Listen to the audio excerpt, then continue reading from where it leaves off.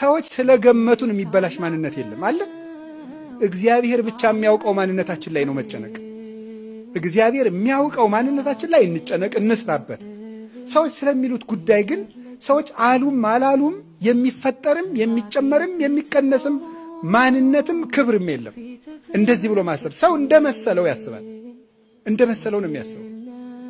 ወሬ ሰምቶ ያስባል፣ እንደለመደው ያስባል፣ እንደ ቀድሞ ዕውቀቱ ያስባል፣ በመንፈሳዊ መጠኑ ልክ ያስባል፣ በእድሜው ልክ ያስባል። ሰው እንዳቅሙ ነው የሚያስበው።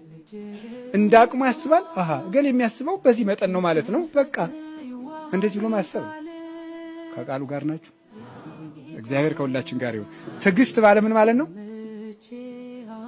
ጸዊረ ነገር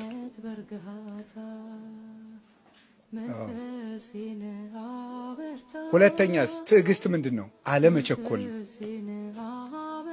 ቶሎ ውሳኔ አለመወሰን ነው። ቶሎ ብሎ የምናየውን ነገር ተጠቅመን ውሳኔ አለመወሰን፣ ወዲያው ባየነው ነገር ብቻ ተጠቅመን ነው ማለት በቃ። ሰይጣን ደግሞ ካሁን ቀደም ይህን ተናግሬ ያውቃለሁ። እኛ ቀድመን ለገመትናቸው ነገሮች ማስረጃ የማቅረብ አባዜ አለበት። ማን? ሰይጣን። ቀድመን የገመትነውን ነገር ያረጋግጥብናል፣ አውቆ ማስረጃ ያቀርብልናል። ከዚያ በኋላ የተሳሳተ ውሳኔ እንድንወስን ያደርጋል። አለመቸኮል፣ ደጋግሞ ማየት። ችኩልነት አገር ያጠፋል። አላችሁ? መቆየት ማለት ነው መታገስ ማለት። መታገስ ማለት መቆየት፣ ረጋ ማለት፣ አድረን እንየው ማለት። መታገስ መልካም ነው።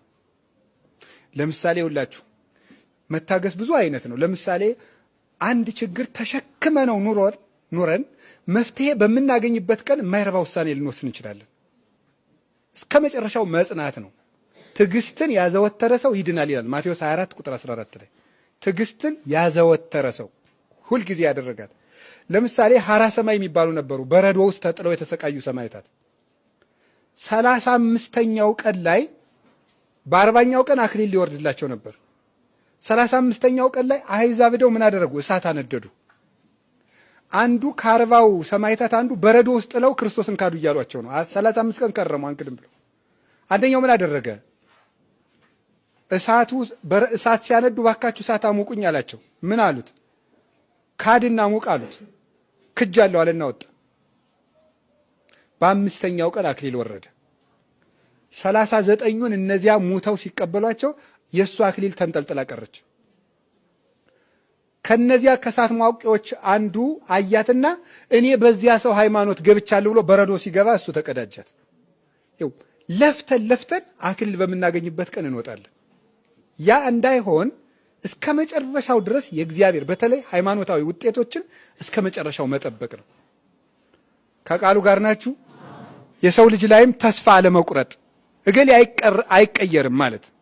ተፋቅሮ ያስተኤግስ በኩሉ ይላል ቆሮንቶስ 13 ላይ። ፍቅር ያስታግሳል ይላል። ፍቅር ያስታግሳል ማለት እገሌ እንግዲህ 4 5 6 7 8 ጊዜ ሞክሬዋለሁ እገሌ አይረባም፣ እገሌ የማይለወጥ ሰው ነው አይባልም። ትዕግስት ማጣት ማለት እሱ ነው። እስከ መጨረሻው ከቆየን ከጋኔን በቀር የማይለወጥ ሰው የለም። መታገስ ማለት መጨረሻው ድረስ መቆየት ማለት ነው። መጨረሻው ድረስ ትዕግስት ያለው ሰው ከህይወት ይደርሳል። ከምን ይደርሳል? ንገሩኝ።